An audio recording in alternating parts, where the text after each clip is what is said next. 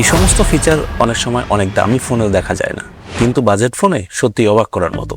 মানে কম দামে ভালো ফিল আর কি। মাত্র 14 থেকে 18,000 টাকার মধ্যে এমন একটি স্মার্টফোন এসেছে যেখানে শুধু সামনে নয় পেছনে রয়েছে একটি ডিসপ্লে।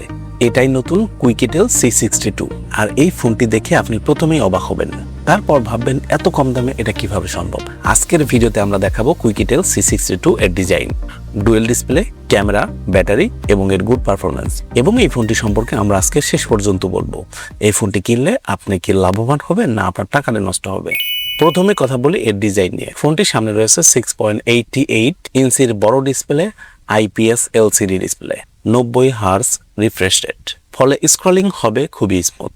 কিন্তু আরো চমক এই ফোনটির পেছনে। এই ফোনটির পেছনে রয়েছে 1.81 ইঞ্চির একটি সেকেন্ডারি ডিসপ্লে। এই ছোট স্ক্রিনে আপনি দেখতে পারবেন নোটিফিকেশন, কল, মিউজিক কন্ট্রোল এবং ক্যামেরা ব্যবহার করার সময় নিজের ফ্রেমও দেখতে পারবেন। এই সমস্ত ফিচার অনেক সময় অনেক দামি ফোনেও দেখা যায় না, কিন্তু বাজেট ফোনে সত্যি অবাক করার মতো। এই ফোনটির পারফরম্যান্সের জন্য ব্যবহার করা হয়েছে ইউনিসক টাইগার T606 এই প্রসেসরটি। দৈনন্দিন কাজের জন্য যেমন Facebook, YouTube, TikTok, Messenger, web browsing এইসব একদম ঠিকঠাক চলবে। এবং এই ফোনটির সাথে থাকছে 4GB RAM, 128GB storage. Memory কম হলে মাইক্রো SD কার্ড দিয়ে বাড়িয়ে নেওয়া যাবে।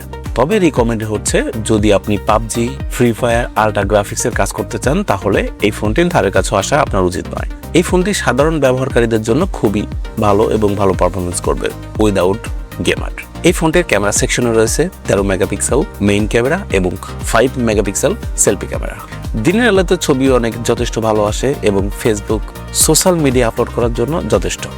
কিন্তু এই ফোনটি দিয়ে যদি আপনি রাতের ছবি, প্রফেশনাল ফটোগ্রাফি আশা করলে আপনি হতাশ হতে পারেন।